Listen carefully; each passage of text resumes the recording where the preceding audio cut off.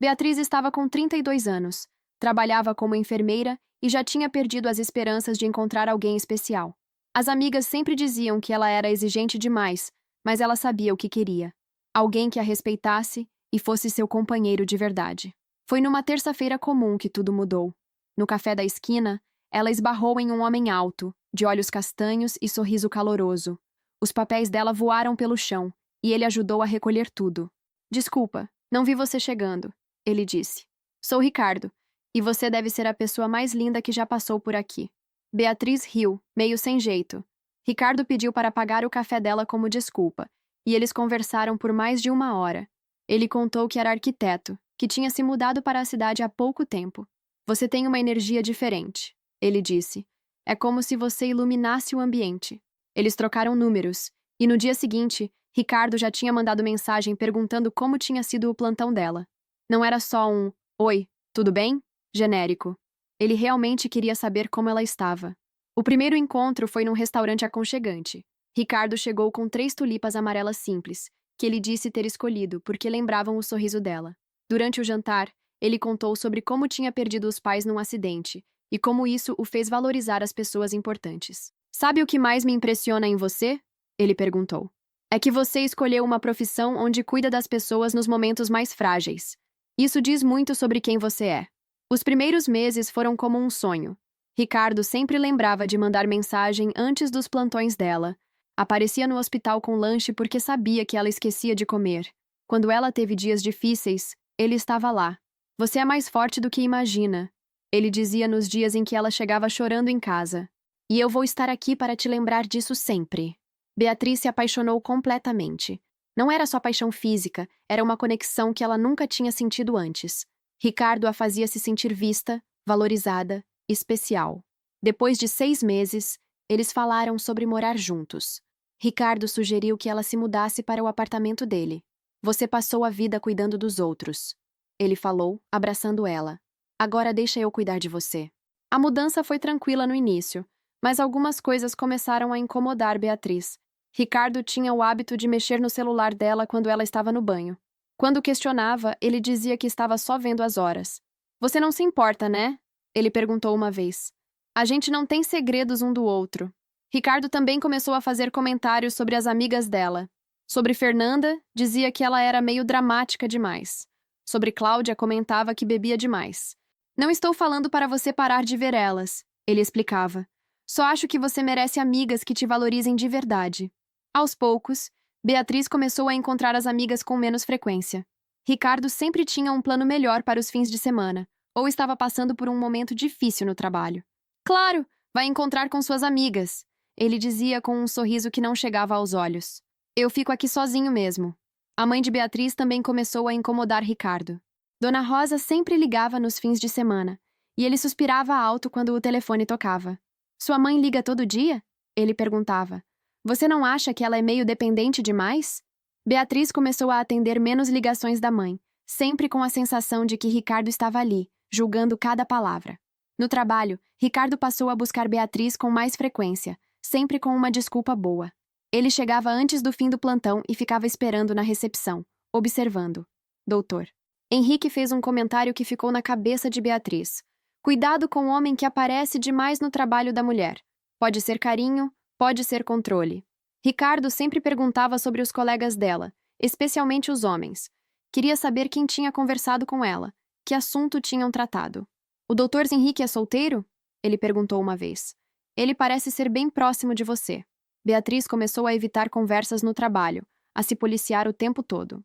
Ricardo também questionava as roupas dela, sempre com uma observação sutil. Não estou falando que você não pode usar, ele se explicava. Só acho que você pode chamar atenção demais. E você sabe como o homem é.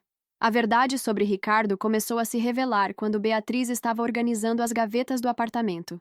Enquanto guardava documentos dele, um papel caiu no chão. Era uma certidão de nascimento com o nome Carlos Eduardo Silva Santos e uma data de nascimento diferente. O coração dela disparou.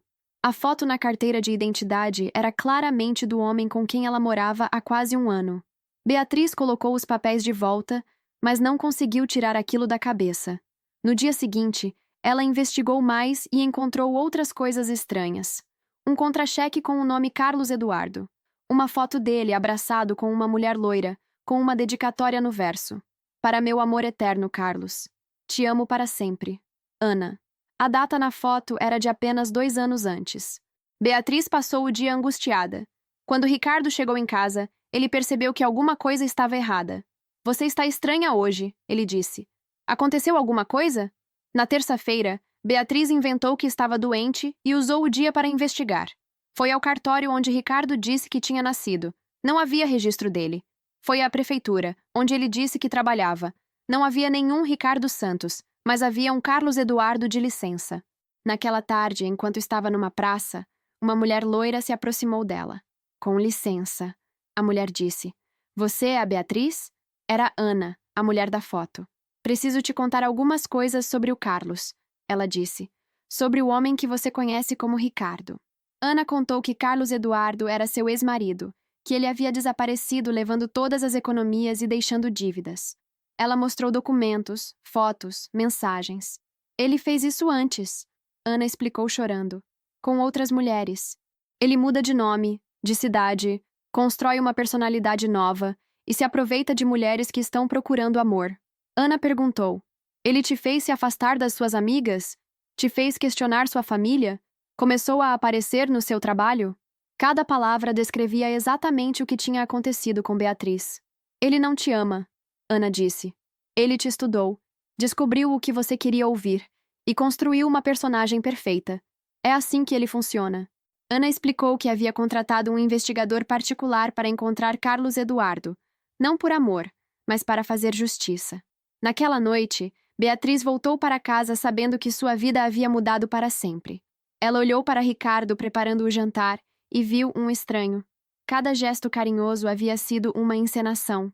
Beatriz passou a noite fingindo que tudo estava normal, mas por dentro estava despedaçada.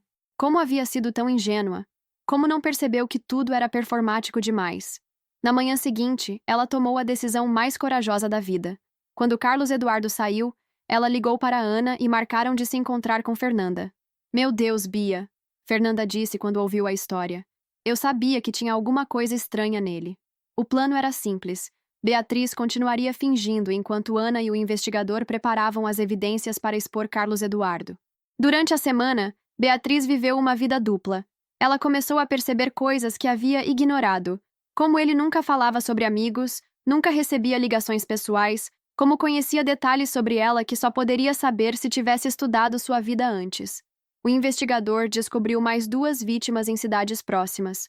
O padrão era sempre o mesmo: mulheres independentes, cuidadoras, que estavam solteiras há um tempo.